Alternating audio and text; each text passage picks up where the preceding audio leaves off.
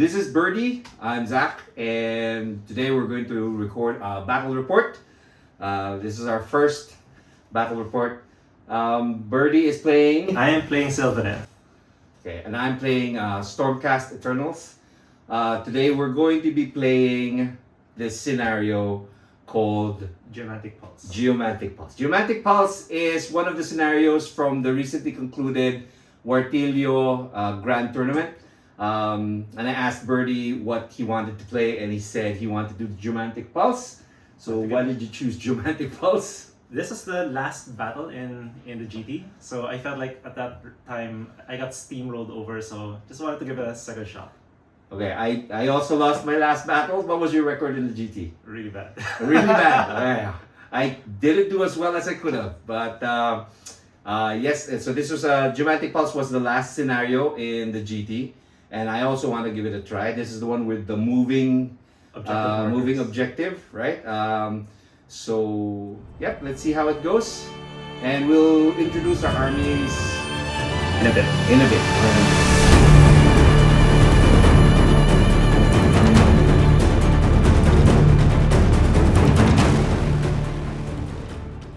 Zach is playing a list he calls Annihilation Nation. It is a Scions of the Storm army with the Paladins of the Knights Excelsior. The core of this list are a double reinforced as well as a minimum-sized unit of Annihilators with Grandhammers in the Witchfinders of Anti-Battalion. They fight alongside the Questa Soulsworn and a unit of Annihilators with shields. They are led by a Lord Imperatant, who is supported by 2 Knight Vexillars, a Lord Relictor, and guided by the Celestant Prime himself.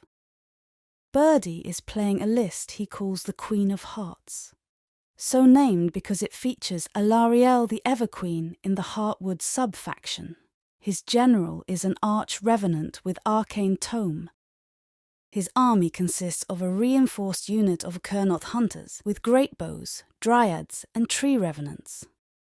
Belthanos and the Spiteswarm Hive rounds out his army, which goes to battle during the dwindling. Alright, so tell me a little bit about your list and why that's the list that you chose to play. Okay, so in my list in the GT, I call it Punong Bayan. It was like a horde style of play. Like I just had a lot of units, a lot of variety, and I tried to be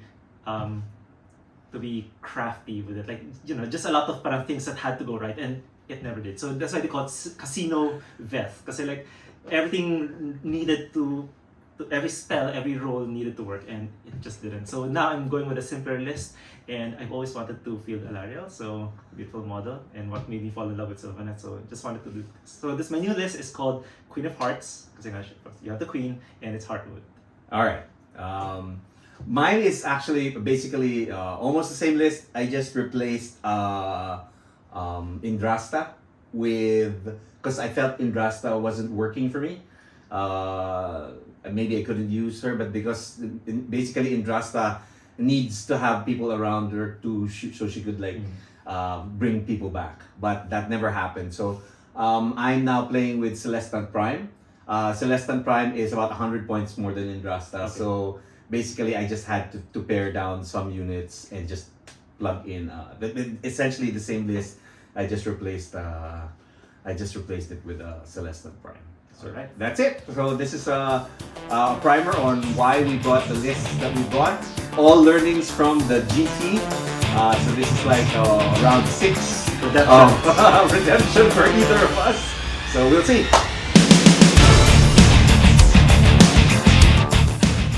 Birdie's 2-drop list allows him to finish deploying ahead of Zach, giving him priority for the first round. Before the battle begins, the Heartwood sub-faction ability Masters of the Hunt lets him choose Zach's Knight Vexillars and the Questa Soulsworn as targets. Birdie's Heartwood units will get +1 to hit rolls against those units. However, because half of Zach's units are in reserve, Birdie is unable to select the units he really wants to hunt. Birdie selects Magical Dominance as his first battle tactic. At the start of the hero phase, Alarielle voices the Right of Life, turning all terrain features on the battlefield into overgrown terrain features for Birdie's Sylvaneth forces. The Arch-Revenant, who is more than 30 inches away from Zack's Lord Relictor, who possesses a hand-carved nullstone icon, successfully casts the endless spell Spiteswarm Hive. Unwilling to risk an unbind, Birdie opts not to cast any spells with Alariel, who is within range of the Lord Relictor. Birdie secures his battle tactic. The Spiteswarm Hive successfully gives Belthanos vital venoms, which adds 3 inches to his normal and charge moves. During his movement phase, Birdie runs the Kurnoth Hunters to his left side of the board, while his Tree Revenants run to touch an objective.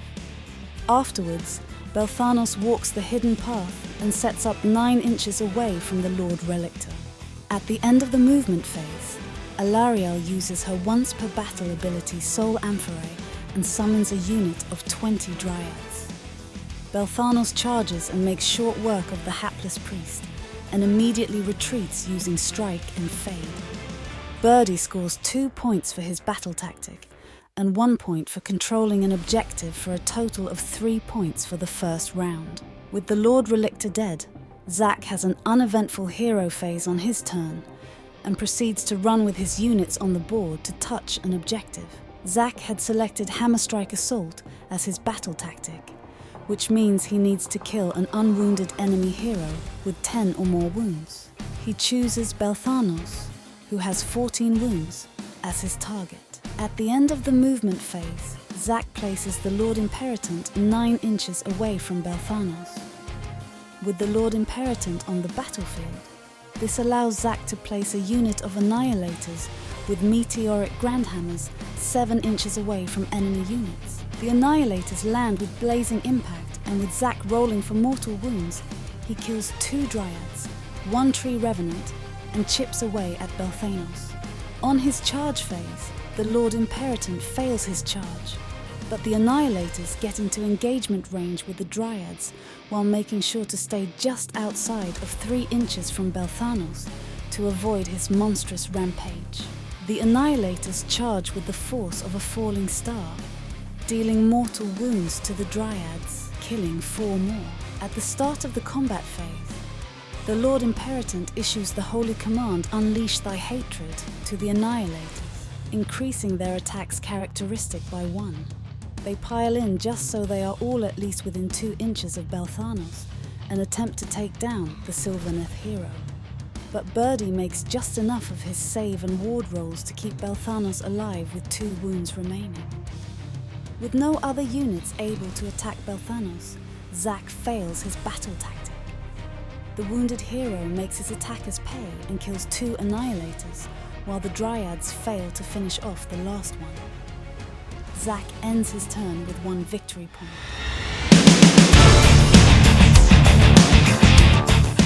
Zack wins the priority roll and opts to take the double turn. He chooses Intimidate the Invaders as his battle tactic, and proceeds to his hero phase, where the 2 Night Vexillers use their meteoric standards to choose a point within 24 inches, and deals mortal wounds to all units within 6 inches of that point. This kills 3 Dryads, while wounding a Kurnoth Hunter and Birdie's general, the Arch-Revenant.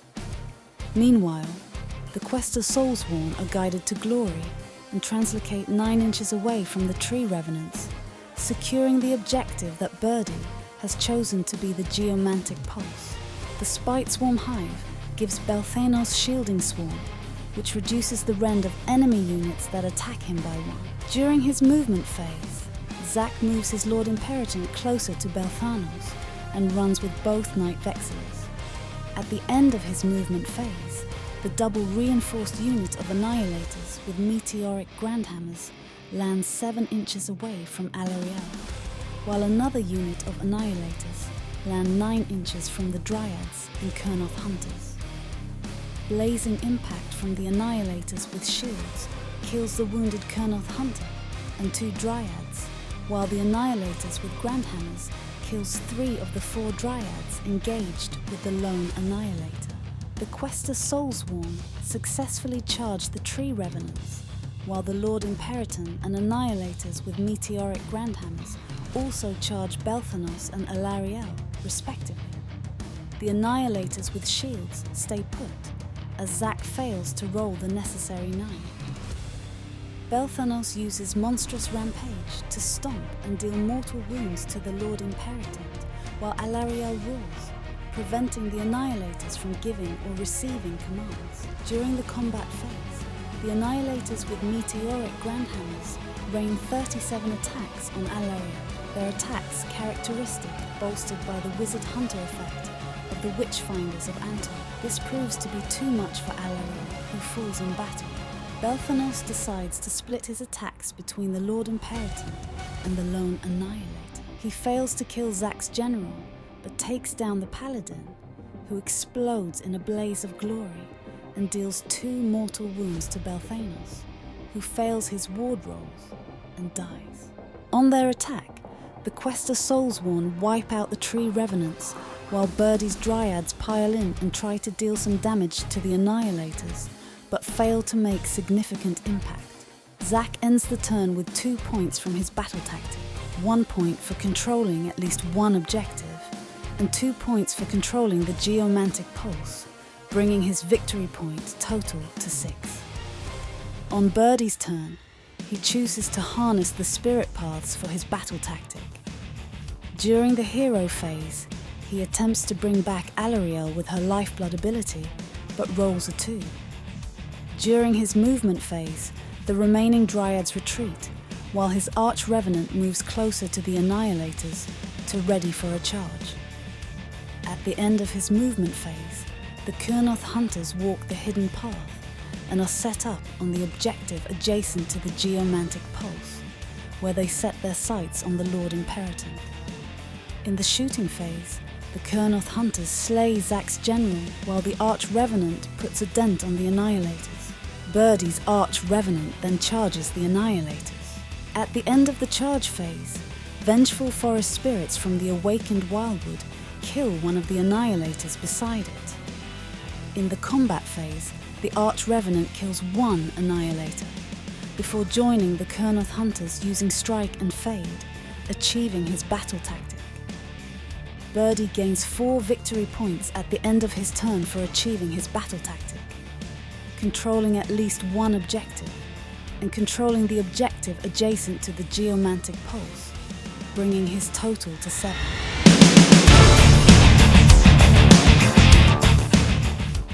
Zack and Birdie roll off with Zack winning priority, opting to go first. Because his general was killed in the previous round, Zack chooses Reprisal as his battle tactic, which means he needs to kill the unit of Kurnoth Hunters this turn. At the start of the movement phase, a Knight Vexillor issues the once per battle Holy Command Steadfast March to the Annihilators with Grandhammers, allowing them run and still charge this turn. Zack then runs with both Knight Vexillors, while the Annihilators trudge 4 inches closer to the fleeing Dryads. The Questa Soulsworn make a normal move, and the Annihilators with Grandhammers run. At the end of the movement phase, the Celestant Prime strikes from the heavens and is set up 9 inches away from Birdie's Arch Revenant. In the charge phase, the Annihilators with Meteoric Grandhammers charge the Kurnoth Hunters with a re-roll assist from a nearby Knight Vexillor, while the Annihilators tag the remaining Dryads. The force of a falling star deals mortal wounds to the Kurnoth Hunters, killing 1. The Kurnoth Hunters Huntmaster issues the Unleash Hell command and kills 1 of the charging Annihilators. While the Questa Soulsworn fail their charge, the Celestant Prime uses the Aura Ray of Celestial Fates to declare a successful charge roll of 12. In the combat phase, the Annihilators eliminate the Kurnoth Hunters, completing the Reprisal battle tactic. The Arch Revenant attacks the Celestant Prime, but deals no damage. The Annihilators eliminate the remaining Dryads before Celestant Prime, with 7 attacks from Gulmaraz, slays Birdie's general, and the last of the Sylvaneth forces on the table. Zack gains 2 victory points from his battle tactic, 2 from controlling the Geomantic Pulse, 2 from controlling both objectives adjacent to the Pulse, and 1 from controlling at least 1 objective. Finally, Zack also gets 3 points for his grand strategy, Slaughter of Sorcery, bringing his total to 16 for a major victory over Birdie's Sylvaneth. All right, so that's that. Got tabled at the start of round 3. Yeah. Completely wiped out. All Sylvaneth are dead. So what are your thoughts on the game and your list after changing it from the GT? Sure. I think I made the mistake at the very start on positioning. Because again, like what happened was Belthanos became vulnerable to deep strikes, which is basically the 3 revs. I initially placed them on this side, on one side, to protect Belthanos, but I decided, let's teleport them to get some points. But by teleporting to get 1 point, I lost the hammer. Second CC, Alariel was conservative because I was trying to get magical dominance on turn 1. Right. So I did not summon trees. If I summoned extra trees lang, it just acts as a bumper, additional bumper. So yun yung mga things. But I think really the mistake was leaving Belthanos vulnerable to your deep strike. Yeah, although I didn't get to kill him.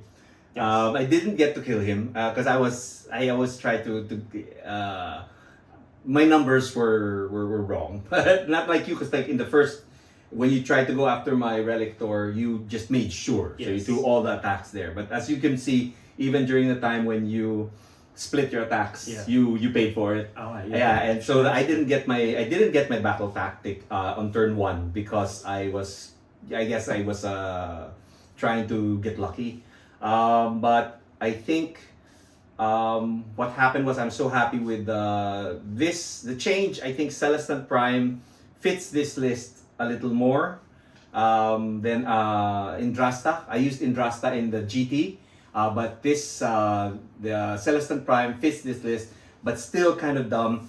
GW, you need to buff this guy for us. And then I think losing Alariel was really, really painful. Because I didn't even get to cast her spells. I mean, she can cast 3 spells per turn, and she just died. So didn't get cast.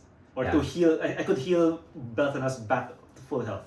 But I did get lucky. I did get lucky because I got priority for both turns. So that's a huge game changer. In the GT, I never got priority. Well, actually, there was one round where I got priority and I tabled him. That was Croak with Zurich.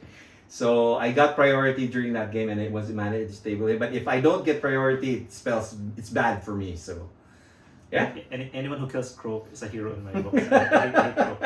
I hate him too. I made this list because I hate Croak. Okay.